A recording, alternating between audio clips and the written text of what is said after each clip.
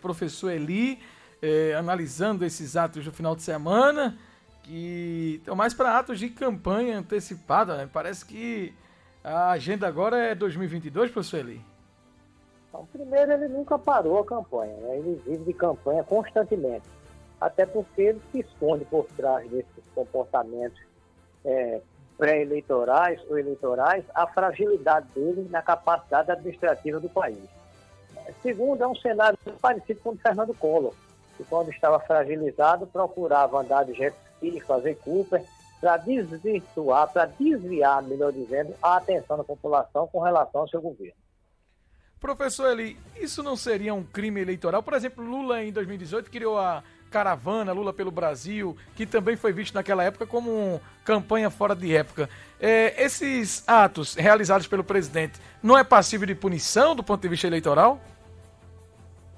Eles não pedem voto, né? Não há um comportamento explícito dizendo que está pedindo voto, até porque as pessoas só se tornam candidatos depois da convenção partidária e a homologação dessa convenção partidária. Até então, as pessoas são pré-candidatos.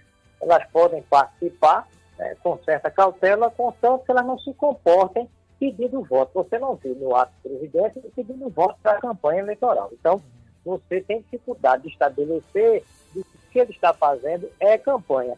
Embora a gente sabe que, de maneira sorrateira, é pré-campanha eleitoral. Na garupa do presidente estava Gilson Machado, ministro do Turismo, pernambucano, e que tem se portado aí como um pretenso candidato ao governo do estado. Inclusive, o presidente não chegou a afirmar que seria ele o nome, mas eu lembro que há umas 2 semanas, em entrevista à Rádio Jornal, o presidente citou por 3 vezes a possibilidade de Gilson Machado disputar o governo de Pernambuco, pelo óbvio partido do presidente, que ainda deve ser escolhido. E é um nome que tem envergadura para disputar, por exemplo, com o PSB e tornar-se aí o principal nome da oposição? Primeiro a gente tem que descobrir qual é o partido que o presidente vai ser candidato. Nós temos um presidente que nem filiado a partido político onde o artigo 14 da Constituição diz que condições de elegibilidade, uma delas é a filiação partidária. Ele não tem filiação, portanto ele não pode ser candidato.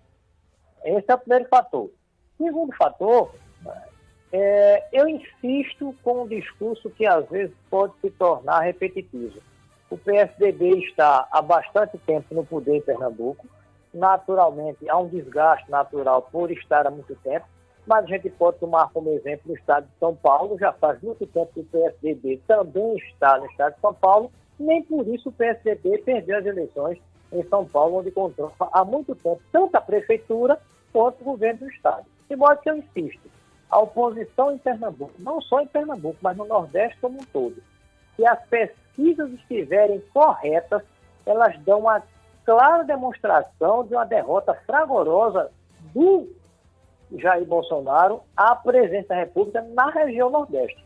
E eu acredito que, por tabela, quem for candidato com o apoio dele sofrerá também essa derrota, a não ser que ele consiga reverter essa situação no próximo ano. Condições ele tem, tempo ele tem, agora se comporta de maneira como isso não vai acontecer. Ô professor Eli Ferreira, quando a gente fala sobre os números das pesquisas, quem é bolsonarista diz que a maior pesquisa é o povo na rua. Exemplo disso foi o que aconteceu no sábado. Do ponto de vista de percentual, por exemplo, aquele grande público que o presidente conseguiu reunir no sábado, isso mostra a realidade eleitoral? O que é que representa aquele número de pessoas ali do ponto de vista dessas pesquisas, por exemplo? Porque se a gente, inclusive Paraná Pesquisas no final de semana, divulgou uma pesquisa em que Lula aqui em Pernambuco tem mais que o dobro de votos de Bolsonaro. E aí eles reagem dizendo, não, Bolsonaro é o povo está na rua. Em termos percentuais, esses movimentos significa que há realmente essa... a cidade ou o estado dividido, o país dividido, e Bolsonaro ainda tem um bom contingente eleitoral? Não, ele tem de cerca de 20% e 30% da população que se alimenta do discurso falacioso que ele tem. Isso a gente não pode negar. Agora, dizer que medir a força do candidato é pelas pessoas nas ruas, aí, eu vou lembrar de um fato bastante antigo que você não viveu.